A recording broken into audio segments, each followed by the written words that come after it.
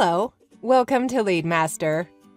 In this tutorial, you will learn how to keep track of the number of times you have attempted to call a contact, as well as the date you tried to contact them.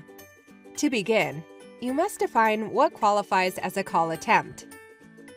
Most commonly, this will be done with a quick action. We have some quick actions defined here.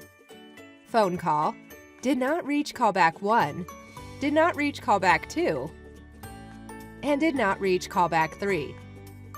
Next, you will need to determine where you will store the information.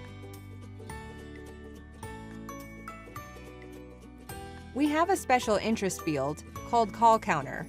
We have defined call count 1, 2, and 3.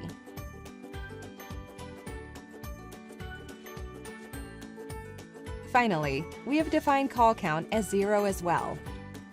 We've defined 3 call counts for the purpose of this demonstration, but you can count as many as you'd like. Let's place this on top, in the Key Contact Info section, where it can be easily accessed. Additionally, you will want to create a custom field. It will be on the record. It will be a date field, and the data type will be date. Now we would like to place the custom field on the record. Let's place it in Key Contact Info. As you can see, we have a call counter and a call attempt date. Now we must put the business logic behind it. Let's add a new rule called Set Call Counter to 0, and it will apply when we are updating an existing record.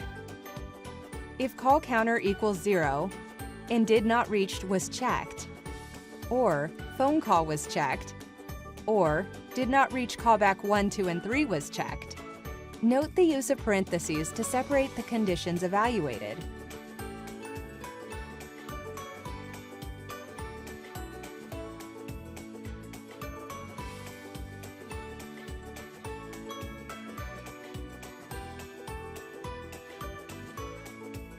Then we will update the record.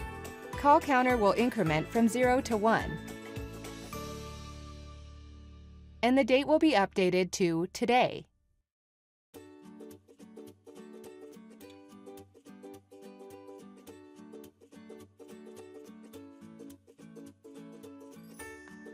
Let's see this in action by heading to a record.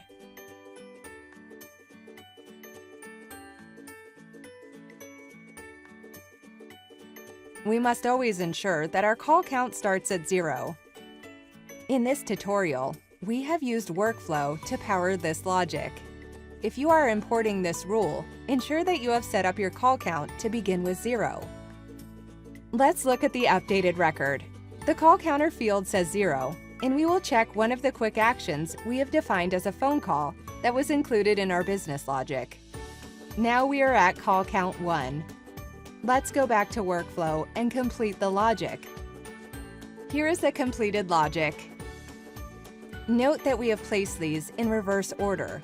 This is because if we placed our rules in numerical order, the workflow would start at the top and iterate through call 1, 2, and 3 for our first call. Let's see our completed business logic in action. We will mark off another quick action that represents a phone call and click Update. We can see the field call counter has been updated to 2, and we can see today's date. This concludes the tutorial on keeping track of the number of call attempts and the date the contact was called.